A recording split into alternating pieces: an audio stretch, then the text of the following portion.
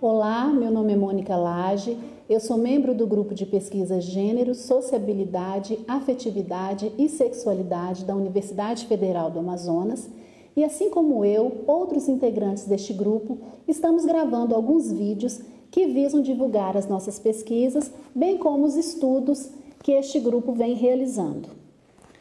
Bem, no ano de 2008, eu ingressei no mestrado em História Social, junto ao programa de pós-graduação em História da Universidade Federal do Amazonas, e para a realização da minha pesquisa, eu tive o apoio da FAPEAM, através de uma bolsa de estudos, e o meu trabalho foi orientado pelo professor Dr. Antônio Emílio Morga. O tema da minha pesquisa foi Mulher e Seringal, um olhar sobre as mulheres nos seringais do Amazonas. E o recorte temporal foi de 1880 a 1920. Dois fatores contribuíram para a escolha deste tema. Primeiramente, é preciso lembrar que até o ano de 1880, a Amazônia detinha a produção mundial da borracha. E este fato contribuiu para que houvesse um crescimento demográfico e comercial sem precedentes na região. Por isso, este período, sob o ponto de vista histórico, é um período bastante interessante para se estudar. Bem, associada a essa questão, os autores considerados os pioneiros no estudo da borracha no Amazonas privilegiaram temas voltados para a história econômica e política da borracha, em detrimento da história social. E, consequentemente, as histórias das relações de gênero, a história das mulheres, dos índios, dos negros, essas histórias não tiveram visibilidade nesses estudos. Vale lembrar que os estudos voltados para a área da história social só alcançaram o Brasil por volta de 1960. Entretanto, no que tange à região da Amazônia, o processo foi um pouco mais demorado.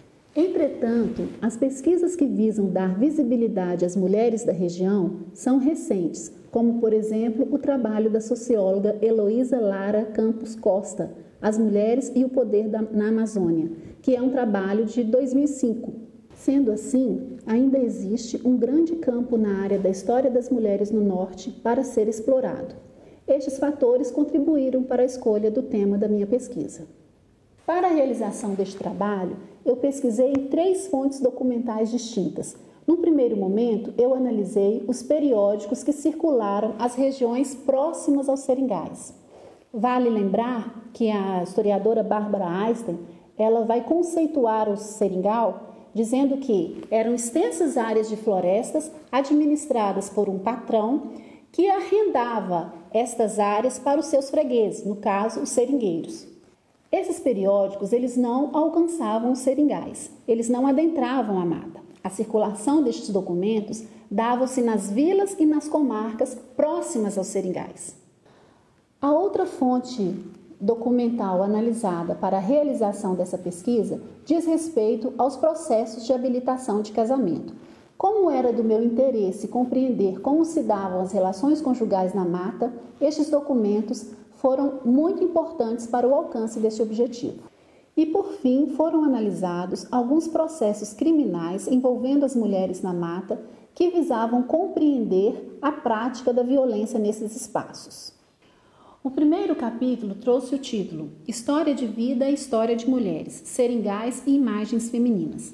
A intenção era revelar qual a imagem que os periódicos fizeram a respeito do comportamento da população feminina nas vilas e comarcas próximas aos seringais. Buscava-se compreender, primeiramente, o comportamento daquelas mulheres que preferiram não adentrar a mata e escolheram ficar onde havia um pouco mais de urbanidade, onde o trânsito de pessoas era maior e onde aconteciam os trâmites envolvendo a comercialização da borracha. No segundo momento, tentamos verificar qual era o cotidiano daquelas mulheres que optaram por viver na mata. Em um segundo momento, eu abordo aspectos da vida e do cotidiano daquelas mulheres que viveram na mata, que tiveram suas vidas marcadas pelos perigos reais e imaginários da floresta. Neste contexto, falo um pouco das índias, das seringueiras, das quebradeiras de coco, das mulheres envolvidas na feitiçaria, na prostituição, todas essas mulheres são reveladas, então, neste segundo contexto. O segundo capítulo traz o título Na Tessitura do Vivido, Casadas, Viúvas e Amaziadas. Neste estudo, eu analiso como se davam as relações conjugais nos seringais do Amazonas, procurando mostrar como viviam as mulheres na condição de casadas, viúvas e amaziadas. Aponto que nem sempre o modelo de relacionamento estabelecido pelo discurso burguês, baseado na união formal, na mulher vivendo para o lar, para o marido e para os filhos, encontrava ressonância no dia a dia das mulheres nos seringais do Amazonas. As dificuldades enfrentadas para oficializar o casamento acabavam gerando um alto índice de mulheres vivendo na condição de amaziadas. Além da questão econômica, a dificuldade em encontrar um religioso que pudesse realizar o casamento, bem como uma capela para a oficialização do mesmo, são fatores que dificultavam a realização do matrimônio. O terceiro e último capítulo foi intitulado Casos de Amor, Sedução, Amores e Violência. Neste capítulo eu analiso 4 casos de amor e violência envolvendo mulheres nos seringais. Discuto a questão da honra, dos ciúmes e da traição. Aponto os principais motivos que disparavam a violência e revelo que a violência atravessava os seringais em todos os níveis sociais. Para a realização dessa pesquisa, foram analisadas em torno de umas 120 obras, as quais serviram de aporte teórico para as questões levantadas durante a execução do texto. Dentre essas obras, eu gostaria de citar Samuel Benchimol, Amazônia, Formação Social e Cultural,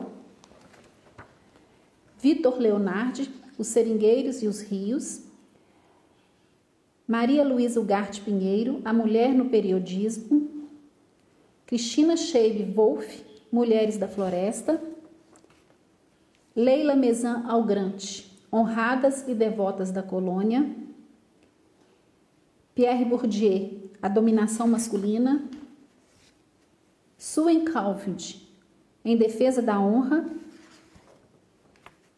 Magali Angel, História da Sexualidade, também desta mesma autora, Meretrizes e Doutores, Luciano Figueiredo, Mulheres nas Minas Gerais, Lana Lage da Gama Lima, Mulheres, Adúlteros e Padres,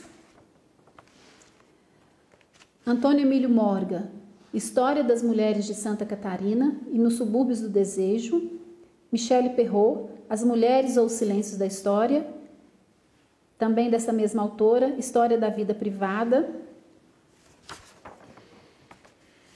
E finalizando,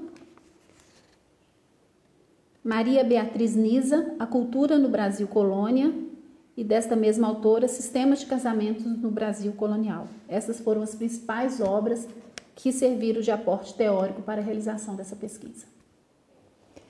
Essa pesquisa ela foi defendida junto ao Departamento de Pós-Graduação da Universidade Federal do Amazonas no ano de 2010. No dia da defesa, eu tive o prazer de contar com a participação da saudosa professora da USP, doutora Enide Mesquita Samara, com a participação também do professor doutor José Rosa Bento, da Universidade Federal de Pernambuco, bem como, é claro, com a atuação do orientador dessa pesquisa, o professor doutor Antônio Emílio Morga.